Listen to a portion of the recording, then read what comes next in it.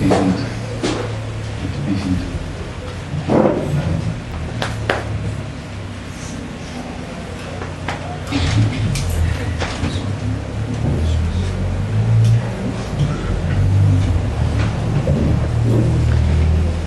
Muito boa noite a todos e a todas. É um prazer estar com vocês novamente, fazendo nosso exercício uns aos outros, né? Uns estimulando os outros, não importa quem esteja na frente. Aquela mensagem dos gansos, ela é sempre muito interessante para a gente pensar a respeito disso. Porque na vida a gente fica se alternando em quem fica na frente e quem fica atrás. Quem fica na frente só vai quebrando o vento para aqueles que vão atrás, por isso que os gansos voam em V. E cabe aos de trás grasnar bem alto para estimular aquele que está à frente, fazer seu trabalho e quebrar o vento, diminuir o trabalho daqueles que vêm atrás. Nesse sentido, quem vem à frente da humanidade, quebrando o vento, facilitando o nosso caminho, é Jesus Cristo. Nosso primogênito vem há muito tempo facilitando os nossos caminhos, indicando o caminho certo, e a nós caberia apenas reconhecer o seu trabalho, declarar e viver essa comunhão com o nosso líder, com o ganso que vai à frente com o nosso primogênito. Mas isso não tem sido fácil para nós. Conta a biologia que tem um dos animais mais primitivos que existem na Terra, algumas espécies de crustáceos. Eles vivem uma situação muito interessante. São animais muito moles por dentro e que ficariam, com essa consistência, com essa apresentação, muito suscetíveis aos predadores. Qualquer animal marinho conseguiria comê-lo, conseguiria devorá-lo, se a natureza não tivesse dado a esses seres uma casca dura, uma casca grossa por fora, que vai se formando na medida que ele vai se desenvolvendo. E é uma situação muito interessante, porque isso efetivamente garante a sobrevivência dele. Só que ele vive uma tensão muito grande. Por quê? Porque os crustáceos, como todos os seres do planeta, eles estão submetidos a uma mesma lei, que é a lei do crescimento. E o que faz um crustáceo quando a sua couraça está formada, dura, e a parte mole de dentro continua querendo crescer? Já imaginaram a tensão que ele vai viver? Ele vai querer por dentro crescer, mas a sua couraça o retém. Começa a ser formada uma pressão muito grande entre o interno e o externo. E há um momento crítico em que essa tensão se torna insuportável para o crustáceo. Sabe o que acontece com ele? Ele sai da couraça dele e fica só com a parte mole dele no fundo do mar. Esse é um momento crítico para ele. Por que esse é um momento crítico para ele? Porque ele fica sujeito aos predadores. É aquele momento onde ele vai poder ser devorado, e esse é um momento crítico para ele. Hoje a gente veio falar para vocês, falar com vocês, pensar, estudar, refletir com vocês a relação que nós temos entre o nosso eu externo e o nosso eu interno. Será que o crustáceo é um bom professor para a gente pensar a respeito disso? Talvez sim, porque nós também estamos sujeitos à lei do crescimento. Nós também temos uma necessidade, um imperativo insuperável para as nossas vidas, que é crescer e se desenvolver. Só que a gente, a título de defesa, a gente também vai formando couraças. Será que não? A gente não tem as nossas defesas também? As nossas prevenções? Quem aqui acha que não tem nenhum preconceito, levanta a mão. Ah, que bom que nós estamos conscientes da nossa couraça. O nosso ego, ele é formado por uma série de preconceitos. É como se fosse aquelas máscaras de papel machê que a gente fazia na escola, que com inúmeros papeizinhos grudados com cola uns aos outros, formasse um rosto substituto. E esse rosto substituto, quando a gente olha no espelho, parece que somos nós. Quando você olha no espelho, não parece que você é homem? Quem é homem? Não parece que você é mulher? Quem é mulher? Não parece que você é branco? Que você é negro? Que você é nordestino? Que você é brasileiro? Que você é... Não parece tudo isso? Isso somos nós mesmo? Não, nós estamos. Isso não somos nós, mas parece que somos nós. E o Espiritismo, de uma maneira muito concreta, ele vem trazer para a gente essa lição que a psicologia falava na diferença do ego, que é a couraça, e do self, que é o eu profundo, que as diferentes doutrinas orientais já falavam dessa nossa diferença do eu externo e do eu interno. O Espiritismo vem falar de uma maneira muito concreta. Nós não somos nada desse eu aparente que nós habitamos nesse tempo de hoje. O mergulhador jamais se iludiria: eu sou um traje de mergulho. Você já imaginou um mergulhador falando que ele é um traje de mergulho? É claro que ele não falaria isso, porque ele sabe que o traje é o traje e ele é ele. Um viajante do espaço, ele acharia em algum momento que ele é o traje espacial? Nunca. Ele sabe que ele é ele, o traje espacial é só uma circunstância na vida dele. Nós não. Nós nos iludimos com o traje que nós usamos. E depois ainda brigamos, fazemos do traje um motivo de guerra. Os brancos brigam com os negros, os homens com as mulheres. A gente critica os homens e as mulheres os homens. Até time de futebol é motivo de guerra entre as pessoas. Diferenças de países que inventaram fronteiras. Os homens muitas vezes inventaram fronteiras e fizeram pessoas guerrearem umas com as outras, simplesmente porque alguém traçou um risco no meio do papel. Sabia disso? Depois da Segunda Guerra Mundial, os países vencedores da Segunda Guerra se reuniram e retalharam o continente africano. Não é à toa que hoje você olha no mapa, você vai ver que a África é o único continente que tem um país quadrado. Pode alguém ter um país quadrado? Não pode. Sabe por que lá tem um país quadrado?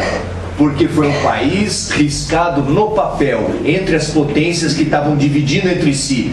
Essa parte da África é minha, essa parte é sua, essa parte é dele. E isso fez o quê?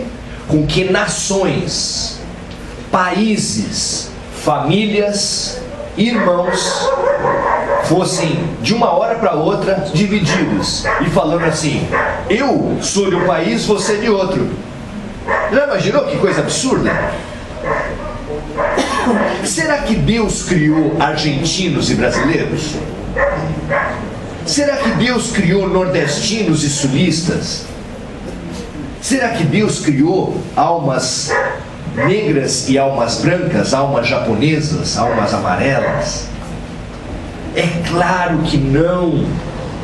E essa ilusão, se nós tivéssemos a capacidade, se o Espiritismo e essas outras doutrinas orientais e as filosofias mais profundas conseguissem, por um passe de mágica, convencer o ser humano que as cascas são usos momentâneos, são roupagens momentâneas, muito diferentes do nosso eu interior, você já imaginou que benefício poderia acontecer? Numa mesma cidade, duas famílias tradicionalíssimas que moravam numa mesma cidade tiveram o filho de uma se apaixonando pela filha por uma moça vindo da outra cidade, da outra família. Só que essas duas famílias eram inimigas, mortais, não se suportavam. Mas peraí, Maurício, não eram de um mesmo país? Eram. Não eram de uma mesma cultura? Eram. Não eram de uma mesma cidade? Eram. Mas eles estavam se matando uns aos outros há muito tempo. Todos nós conhecemos essa história. Mas essa história não é só Romeu e Julieta, não é só Shakespeare. Essa é a história do gênero humano. Homens e mulheres foram criados diferentes, por quê? Porque a diferença, quando bem encarada, ela nos completa e ela nos possibilita compartilhar do projeto de Deus. Que o projeto de Deus, quem pode criar? Quem pode formar um novo ser? É Deus. Mas um homem e uma mulher, quando resolvem se juntar e se completar, eles podem coparticipar do projeto de Deus. Não é bonito isso? Por que o rico e o pobre nasceram diferentes? Nasceram diferentes não na sua constituição, nem na sua alma, mas socialmente foram colocados em famílias diferentes. Por quê? Poderá o rico formar uma fortuna e manter uma fortuna sem a mão de obra do pobre? E poderá o pobre arrumar emprego quando ele tem essa característica de ser um trabalhador que precisa obedecer ordens? Como ele vai se sustentar e obter um emprego sem ter alguém que assume os riscos da iniciativa privada? Como poderá isso? Porque a vida fez a diferença. Fez a diferença para a gente se completar. Mas a gente pega a diferença e faz o quê?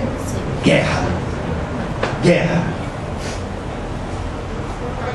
E temos feito guerra há muito tempo entre países, entre raças, entre etnias, entre times de futebol, entre classes sociais, entre sexos. A diferença tem sido base para guerras, ódios, vinganças. Há quanto tempo? Contam os espíritos que o Brasil tem 2 karmas coletivos muito grandes, muito difíceis, muito importantes para no nosso processo de superação coletiva. Como é que é? Tem karma coletivo? Karma é uma palavra em sânscrito oriental e que a gente muitas vezes importa. Nós temos uma carga espiritual negativa sobre todo o nosso país. Essas cargas têm 2 nomes. Um nome é Guerra do Paraguai. Nós, junto com Uruguai e Argentina, trucidamos o Paraguai. Agora eles pingaram um pouquinho na Copa América. Essa parte acho que não estava prevista, mas nós acabamos com um país muito pequeno. Você já imaginou a Argentina hoje, o Uruguai e o Brasil se juntarem seus exércitos para lutar contra o Paraguai? Que covardia foi isso? E o nosso outro grande karma coletivo, alguns de vocês já devem ter intuído. Qual é? A escravidão. Durante séculos, nós participamos desse delírio coletivo da humanidade, praticamente um delírio coletivo. Pelo menos no mundo ocidental, todos os brancos acharam que poderiam extrair do trabalho do negro a sua própria riqueza, e ele não precisaria trabalhar. E o pior é que o cristianismo apoiou a escravidão, atestando o próprio Papa de então, falando que o quê? Que o negro não tinha alma, portanto, podia-se fazer a escravidão. E eles abençoaram a escravidão, como o cristianismo abençoou por muito tempo as armas de guerra. Você lembra de ter visto esse filme? Tinha um avião, um navio de guerra, ia lá o sacerdote abençoar uma arma de guerra. Chegou o cristianismo a abençoar e a apoiar o nazismo. Há pouco tempo o Papa pediu desculpas para a humanidade pelo grande erro que foi feito em nome do Cristo. Isso tudo mostra como as instituições que são mais voltadas, as ferramentas são mais voltadas para o nosso crescimento interior, como elas se corrompem, como elas se misturam, como elas se deturpam nesse contato social e político do mundo. Isso será que acontece só com os países? Acontece também com as pessoas, conosco. Nós somos todos cheios de boas intenções. Início de namoro não é cheio de boas intenções?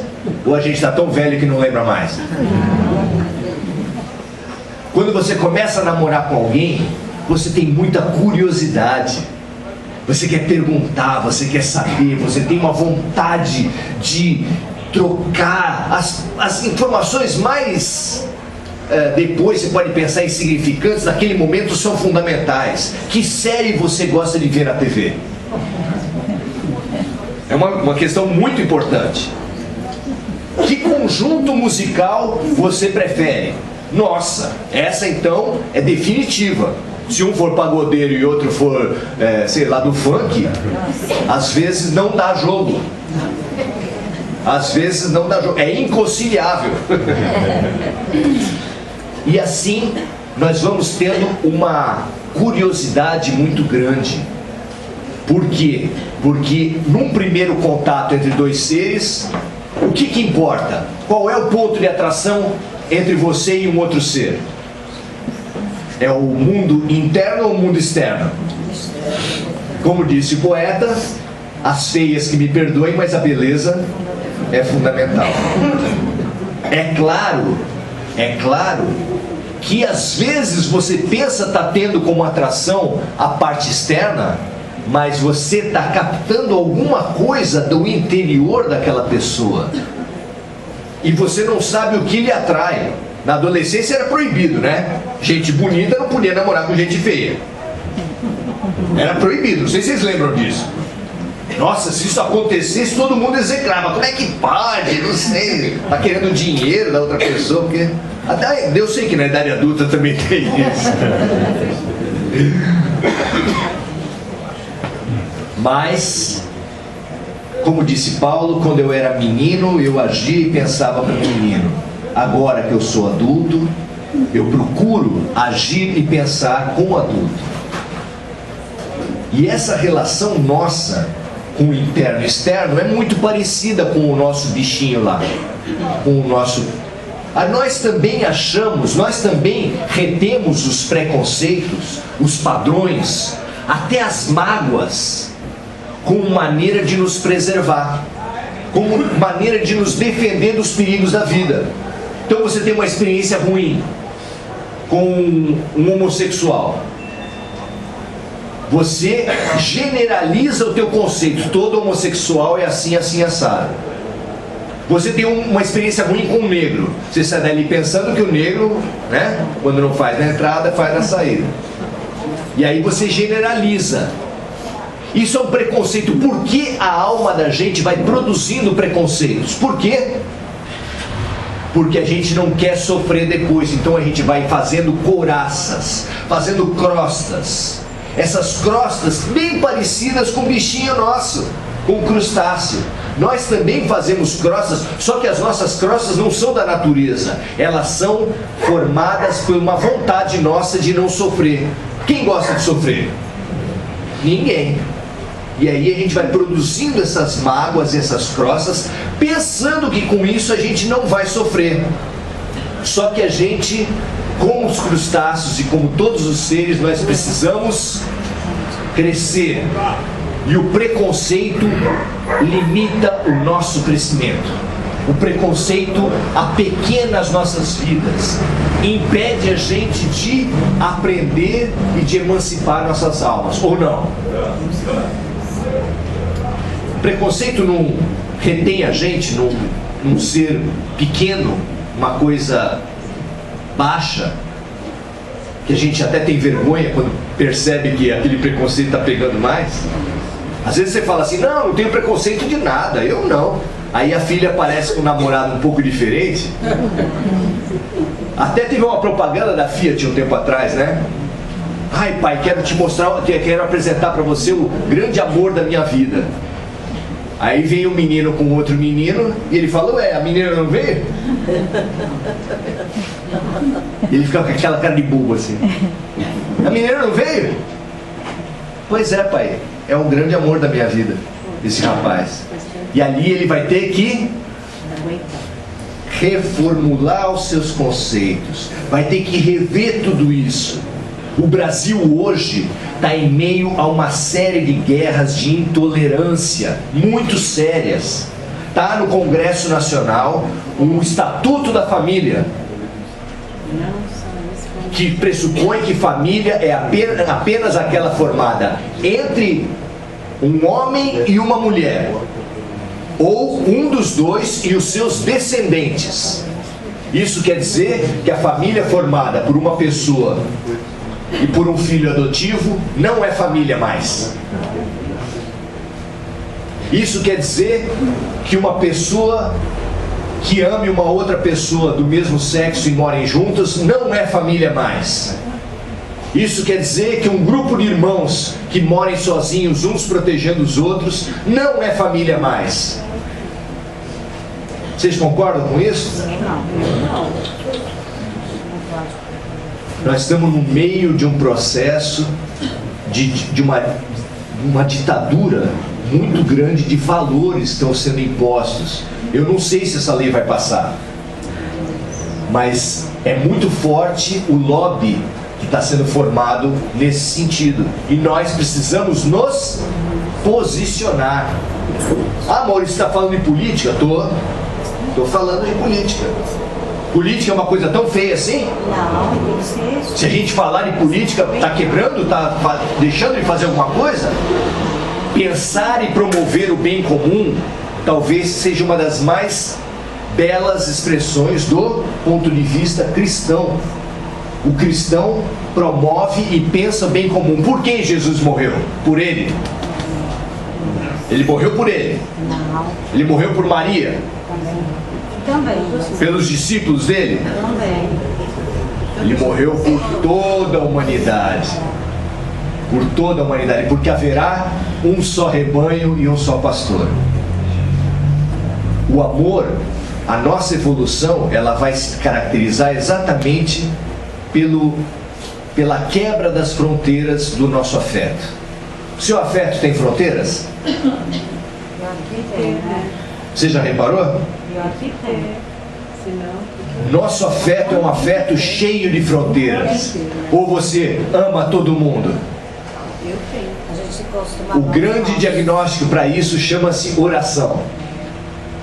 E eu tenho chamado a atenção das pessoas. Por quantos você ora? Faz uma conta rápida aí. Dá um número. Por quantas pessoas você faz as suas orações?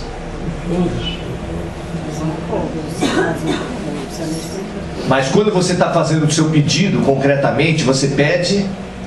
Pelos nossos, para mim mesmo. Você pede pelo seu filho, você pede pela sua mulher, você pede pela sua doença. Você está no hospital, você já acompanhou um parente no hospital? Já. Quase todo mundo já fez isso. Você às vezes vai para a capela fazer uma oração, vai ou não vai? Vai. Você faz oração por quem? Pelo nosso familiares. Pelo nosso doente, gente. Essa é a distância matemática entre você e Jesus Cristo. A distância quantitativa entre você e Jesus Cristo é que você reza por 10, 8, 7, no máximo 15, 20 pessoas, e Jesus reza e trabalha incessantemente por mais de 20 bilhões de almas que estão afetas ao planeta Terra. Reparou que diferença que tem entre 15 e 20 bilhões? Essa é a distância. Mas não é só uma distância quantitativa, há uma distância qualitativa. Porque nós temos muitas roupas em volta de nós. O ser interno e o ser externo, ele é diferenciado por muitas roupas que nós temos. Nós temos as roupas das mágoas, dos preconceitos, das culpas. Tudo isso vai pesando no nosso ego, tudo isso vai colocando máscara em cima de máscara. E depois de uma vida inteira colocando máscara no rosto, você no final da vida tem uma máscara grossa. E no final de 200 vidas, quantas máscaras você tem no rosto? Quantos nomes você já teve? Quantos países você já teve? Quantas profissões você já teve? Quantos nomes e sobrenomes você já teve? Quantos erros já erraram com você? Quantos erros você já errou com os outros? Tudo isso é máscara. Tudo isso é aparências de você que você acumula por muito tempo. Tem gente que pergunta assim sobre reencarnação: mas quando eu morrer, quantas esposas eu vou ter? Ter 2 maridos aqui na Terra não é um problema? É muito complicado. E se você tiver 200? Se você tiver 200 sogras? Não é? Você acumula tudo isso em diversas vidas, mas isso tudo não é você, isso tudo não é condição, isso tudo são só aparências e situações que você foi conquistando, e que você pode fazer disso uma guerra contra a sogra, uma guerra contra, só que você pode sair daqui tendo guerreado a tua vida toda contra os negros, e quando morre você descobrir que você já foi um negão na outra encarnação. Como é que fica? Você sai daqui odiando o corintiano, na próxima encarnação você nasce corintiano. Nós estamos sujeitos a essas mudanças. O homem muito machista, às vezes não resta outro canal pedagógico para Deus a não ser fazer esse homem machista nascer mulher. Ah não, o homem é melhor que a mulher, o homem é melhor que a mulher. Eu sei que tem mulher que também é sexista do mesmo jeito que homem. Homem é tudo igual, só muda de endereço. Quantas vezes eu já não vi isso? Eu sou assistente social, trabalho com um monte de mulher. Então, nós temos uma opção a fazer nas nossas vidas, e uma opção muito concreta. Ou você vai viver de ilusão, vai viver na ilusão, da ilusão dos personagens que você foi operando, que você foi trabalhando, que você hoje opera. Ah, eu sou o chefe. Uma vez eu trabalhava num sindicato rural, e uma mulher batalhou-se por ter a primeira mulher presidente daquele sindicato, e era bonito de ver a campanha eleitoral, aqueles preconceitos aparecendo, ela lutando. Depois que ela foi eleita, ela atendia o telefone assim: pois não, aqui é a presidente. Ela deixou de ser qualquer coisa, ela passou a ser presidente. Ela não é presidente, ela está presidente por um tempinho só, mas sobe a cabeça. Paulo Freire fala que uma vez foi convidado, muitas vezes ele era convidado para ser paraninfo de turma, e ele nunca aceitava, porque é uma coisa chata. Formatura só para quem é parente, né? Quem não é insuportável, fala a verdade. Você sai com a mão vermelha e tanto bater palma para todo mundo. É horrível. Mas aí, naquele ano, convidaram umas meninas que tinham trabalhado com ele, muito legais, as estagiárias, convidaram ele para ser paraninfo da turma. E ele aceitou. Pôs uma camisa social, pôs um terno por cima e foi. Aí na frente do local, vamos supor assim, do Mendes Convention Center, tinha ali um rapaz com um terno preto. Convite, por favor. Não, moço, eu sou... Não, você vai querer dar uma dessa pra cima de mim. Eu tenho mais de 10 anos de porteiro. Você vai querer entrar sem convite em cima de mim? Não, moço, eu nem gosto dessa... Se não gosta, não vem, pode sair, porque aqui só entra com convite. Aí ele insistiu mais umas 2 vezes, não deu certo. Pôs o rabinho no meio das pernas e foi saindo, né? Daqui a pouco aparece uma moça do comitê de formatura. Doutor Paulo, pelo amor de Deus, está todo mundo esperando o senhor. Mas isso tudo é o poder. É o poder. Como nós somos diferentes antes do poder e depois. Aquela música que a Elis Regina cantava, ainda somos os mesmos e vivemos como os nossos pais. Como a gente muda antes e depois das situações. Como a gente, com um poderzinho de nada, as pessoas se transformam. Você já teve colega teu, muito amigo, que passou a ser chefe? Muda muito. Muda ou não muda? Muda muito. Às vezes teu vizinho muito querido se torna síndico do prédio. Nossa Senhora. Não é todo mundo, mas às vezes muda muito. Você tem sido autêntico? Você tem sido um só ou tem sido vários? Com essa multidão de personalidades e de situações, nós corremos o risco de ser vários, de ser fragmentados em diversas identidades. E isso é muito sério. Você corre o risco de ser um, aquele que fala, e outro, aquele que age. Você conhece gente que é assim? Fala de um jeito e age do outro. Isso é um problema psicológico sério e é um problema religioso sério também. A ponto de Paulo, a ponto de Jesus, em primeiro lugar, ter feito um longo discurso contra os fariseus, que gostavam de colocar nas costas dos outros obrigações que eles mesmos nem pensavam em fazer. E também Paulo orientou aí de uma maneira positiva todos nós a sermos pessoas sim, sim e não, não. E quando a gente lê isso, a gente não consegue entender. Como assim sim, sim e não, não? Porque nós, essas diferentes coraças que a gente tem, cada um vai falar uma coisa a respeito da gente.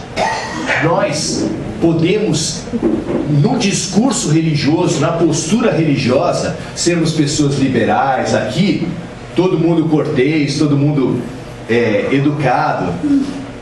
Aí sai e pega o carro, nós no trânsito não somos mais espíritas, não somos mais cristãos, não somos nem seres humanos. Quem gosta muito de desenho animado lembra daquele desenho do Pateta, que para mim é inesquecível, que ele andando na calçada era uma flor de gente. Bom dia, minha senhora, dá licença, dava vez para todo mundo, mas uma gentileza enorme. Aí ele chegava no carro dele, entrava no carro dele, mas gente, nascia chifrinho. O bicho saía fazendo barbaridades no trânsito. Você é um só ou é vários? Nós precisamos ser sim, sim e não, não. Porque esse negócio de ser religioso uma vez por semana e os outros 6 dias ser o cão chupando tem que parar. Paulo Freire é um que fala que não acredita no educador que chega em casa, chuta o cachorro e bate na mulher. Quantos você é? Que mensagens tem cada um desses você exercido na tua vida, dado para a tua vida? Como é que você consegue conviver com tantos eus dentro de você? Não é meio maluco isso? Eu estou falando alguma coisa absurda, gente? Nós temos vários eus. E o primeiro passo para a gente conseguir a integralidade do ser é reconhecer que nós somos vários. Se você não reconhecer, quem não tem problema não tem solução. Ah não, para mim isso aí é tudo blá blá blá de quem não tem o que fazer. No caso, eu. Só que não é verdade. Nós temos uma integralidade para fazer. Quando as pessoas ouviram Jesus, leram no Evangelho que Jesus disse: meu Pai e eu somos um, você tem várias interpretações para essa frase. Você pode imaginar o que? Jesus Cristo era o médium de Deus. Então, quando você pensa Jesus e Deus eram um, é porque eles estavam integrados, não é isso? É uma interpretação completamente legítima. Mas outra interpretação também muito interessante é que o Espírito puro, para nós representados como Jesus, ele é um. Ele é puro porque ele deixou de ser várias personalidades contraditórias umas com as outras, brigando umas com as outras. Não existe esse negócio de gente que adora cachorro e detesta ser humano. Não pode existir isso. Não pode existir alguém que cuida muito bem de planta, mas não cuida de parente que está doente. Não pode ter gente que é religioso quando vem no centro espírita e no trânsito vira uma pessoa violenta. Nós precisamos buscar ser um. A integralidade, a harmonia do ser. E a harmonia do ser pelo padrão mais alto. Qual é o nosso padrão? Nosso padrão foi perguntado por Kardec. Quem a humanidade, quem o mundo superior legou à humanidade para fazer a função de ser o nosso modelo e guia? Vede Jesus. Ele é o nosso modelo e guia. Nós precisamos entender quem era Jesus Cristo, como ele agia e que exemplos ele dava para a gente o tempo todo. Ele era um. Ele era um. Nós que temos sido esses vários nas nossas vidas, podemos integralizar todo o nosso passado num ser de harmonia. Como fazer isso? Essas personalidades, você acha que você só foi bonzinho em outras vidas? Tem gente que quer fazer regressão achando que foi rei, rainha, herói. Você acha que você foi sempre esse aparente bonzinho que você acha que é hoje? Foi não, gente, foi não. Você olha pra gente boazinha e fala assim: por que tem tanta gente boazinha que sofre tanto? Sabe por quê? Porque esse ser bonzinho que aparece para você na outra encarnação, ou mesmo nessa encarnação privadamente, eu sou assistente social e eu sei que o abusador sexual, talvez um dos crimes mais horríveis que tenha, abusador sexual de criança, a regra é que ele compunha um personagem social acima de qualquer suspeita. São pessoas que compõem um personagem e quando a vítima tenta denunciar, sabe o que falam para ele? Mentira, não pode acontecer. Chama o abusador e fala assim: olha o que a sua filha está falando a seu respeito. Entrega para o próprio abusador a denunciante que é a filha dele. Por quê? Por causa do personagem social. E esse personagem é enlouquecedor. Para quem? Para a vítima? Sim. Para a pseudo-vítima, porque o Espiritismo nos ensina que não existem vítimas sobre a Terra. Mas ele é enlouquecedor também para o abusador. É enlouquecedor você ficar vivendo várias personalidades. Nós podemos integrar na nossa vida atual tudo que a gente já foi. E essa integração tem máquinas, tem processos de integração. Sabe como é que Jesus nos ensina a nos integrar como um só? Através, por exemplo, do perdão.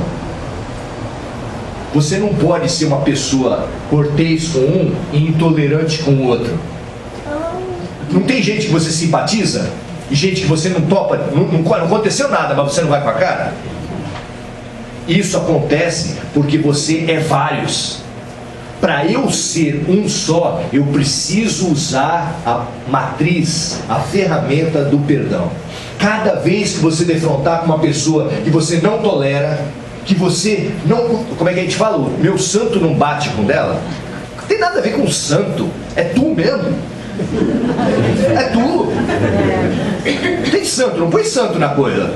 O santo é o contrário. O santo não tem problema. Ele já superou, ele já aprendeu a perdoar. E você? Vai conseguir integrar todo mundo num modelo de vida mais harmonizado, mais integral? Ser sim, sim e não, não? Ser cristão o tempo todo? nós podemos aprender muito com algumas práticas orientais.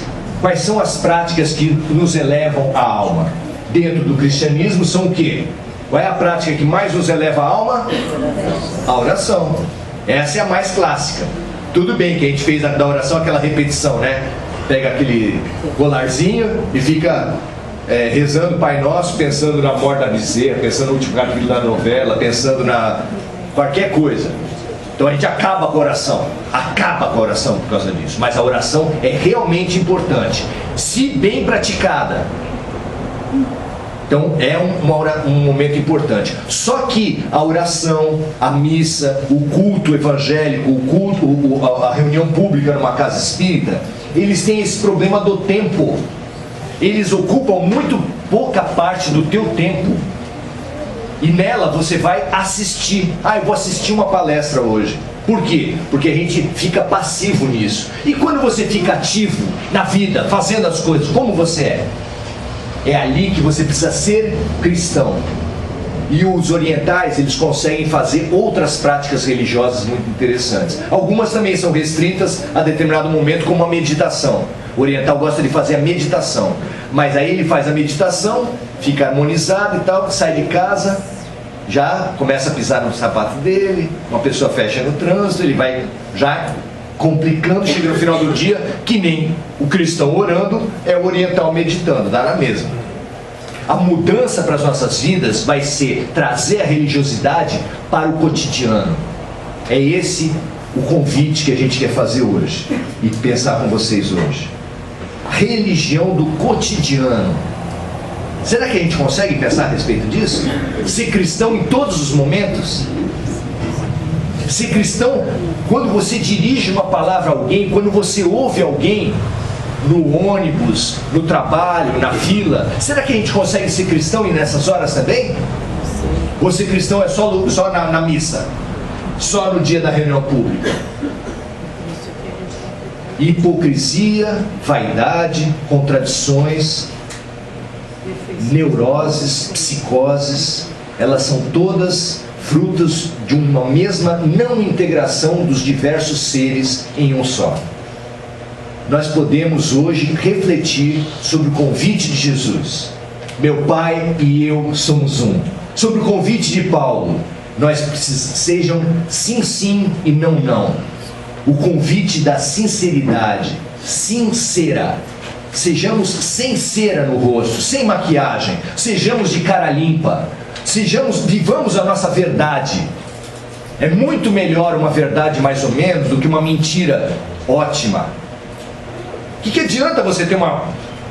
Nós estamos na época da plástica. O que adianta você ter um rosto que não é seu?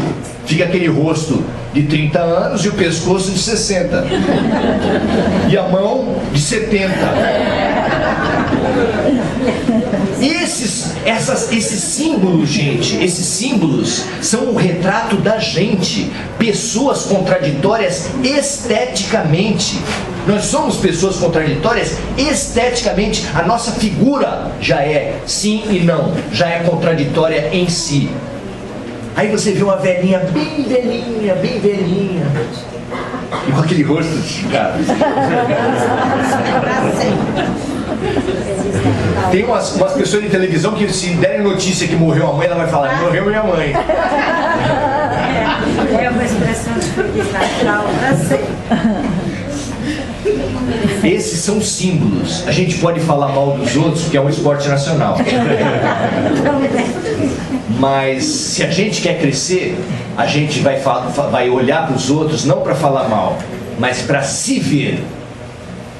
Tá bom, você não faz plástica. Talvez porque não tenha dinheiro. Você não faz plástica. Tudo bem. Mas a gente pode pensar nas nossas falsidades, nas nossas hipocrisias, nas nossas diferentes personalidades e sermos convidados e aceitarmos o convite de Jesus. Meu Pai e eu somos um. Boa noite.